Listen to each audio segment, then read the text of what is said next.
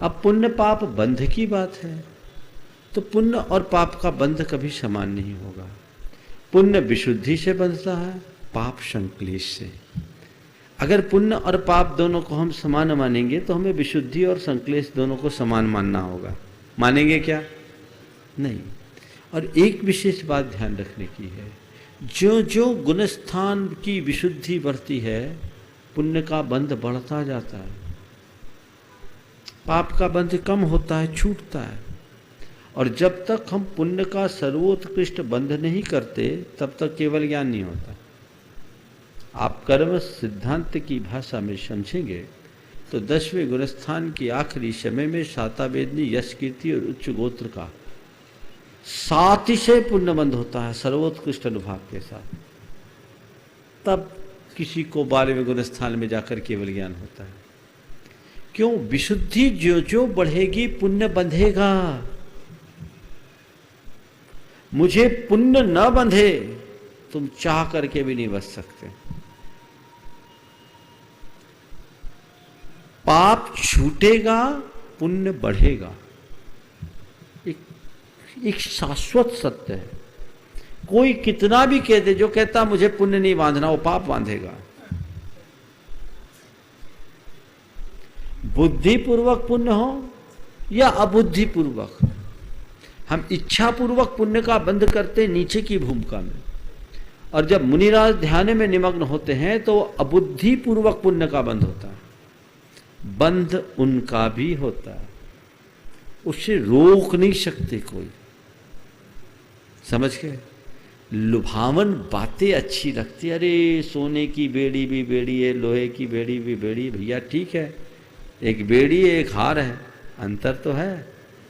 अगर तुम दोनों को समान मानते हो तो लोहे की बेड़ी गली में डाल के निकलो तो मैं मानूं। ऐसा तो नहीं करते। तो पुण्य पाप कर्म समान, पुण्य पाप बंध दोनों के हेतु समान नहीं है, असमान है। इसलिए पुण्य पाप बंध एक नहीं है। पुण्य का बंध अलग है, पाप का बंध अलग है। पुण्य पाप क्रिया,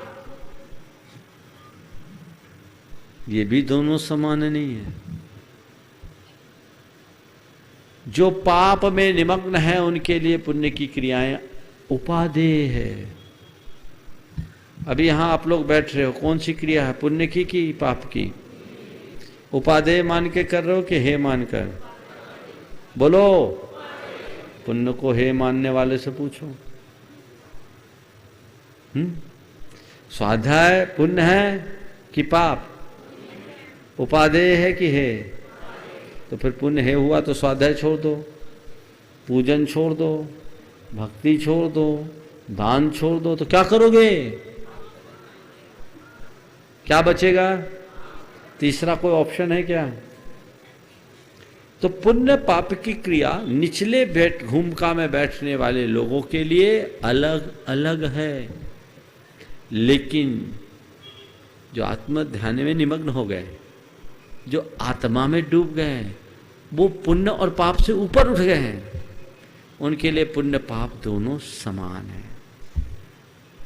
उनके लिए कहते हैं जिन पुण्य पाप नहीं कीना, आत्म अनुभव चित दीना, तिन्ही विधि आवत रोके, संबर लही सुख अवलोके। किनके लिए? जिन पुण्य पाप नहीं कीना, आत्म अनुभव चित दीना। जब आत्मा में डूब जाओ तो ये मजा, जो मजा आत्मा में, वो स्वाध्याय में थोड़ी है, वो उपदेश में थोड़ी है, वो व्रत उपवास में थोड़ी है। लेकिन भैया जब वहां पहुंचोगे तब तो प्राथमिक लोगों के लिए पुण्य की क्रियाएं उपादेय है और गृहस्थों का वही धर्म है। हे मत समझना पुण्य की क्रिया को, क्योंकि तुम्हारे पास धर्म ध्यान का और कोई माध्यम ही नहीं है। हाँ, पुण्य बंध के लिए नहीं करते हम, वो तो बंधेगा। पाप से बचने के लिए पुण्य ही आलंबनी है। विषय कषाय और दुर्ध्यान से बचने का दूसरा कोई माध्यम ही नहीं है। समझ में आ रही बात? तो पुण्य पाप क्रिया कथनचित अलग, कथनचित समान। पुण्य पाप समान है कि असमान? बोलो, पुण्य पाप की क्रिया समान है कि असमान? असमान भी समान भी। हमारे लिए असमान, आत्मा में डूबे ज्ञानी के लिए समान। अब ऊपर वालों की बात नीचे वालों को सुना दिया जाए तो क्या होगा? गड़बड़ होगा कि नहीं होगा? हाँ, आज यही हो रहा है। अब है पुण्य पाप फल, इसको समान मानो।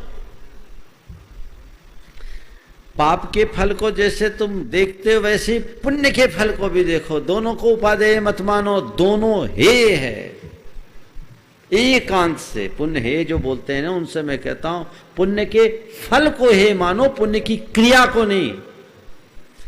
पुण्य के फल को तो भोग रहे हैं और पुण्य की क्रिया को हे कह रहे हैं, तो दोहरा पाप बढ़ा रहे। पुण्य फल हे है। क्यों? पुण्य के फल को भोगोगे तो केवल पाप ही करोगे। बोलो, पुण्य का फल क्या है? भोग विलास, पंचेंद्रिय के विषय, उसको भोगने में पुण्य मिलेगा कि पाप? बोलो, समझ में आ गया?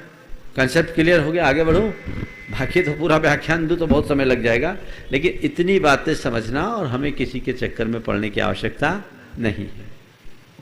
अब ये शुभ प्रवृत्ति से पुण्य, अशुभ प्रवृत्ति से पाप का बंध होता है। हम अपने मन की, वचन की और शरीर की शुभ क्रियाओं पर ध्यान दें। हमारे मन वचन काय की प्रवृत्ति में जितना शुभत्व आएगा, हमारा जीवन उतना प्रशस्त होगा। तो हम शुभ की तरफ बढ़ें, अशुभ से अपने आप को यथासंभव बचाने का प्रयास करें। सकसाया कसाययोः साम्प्रायिकेर्यापथयोः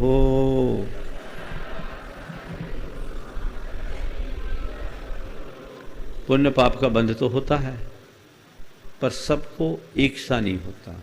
अलग अलग स्वामी की अपेक्षा से बंधने वाले या आश्रय होने वाले पुण्य और पाप में अंतर होता है। तो स्वामी की अपेक्षा इस आश्रय के दो भेद बताए, सांप्रायिक और इरियापथ। और स्वामी भी दो अलग अलग बता दिए, सकषाय और अकषाय, यानी कषाय सहित और कषाय रहित जीवों की अपेक्षा सांप्रायिक और इरियापथ आश्रय होता है। जय जिनेंद्र। अगर आपको मेरी वीडियो अच्छी लगती है तो प्लीज़ मेरे चैनल को लाइक करें, शेयर करें और सब्सक्राइब करें। Thank you.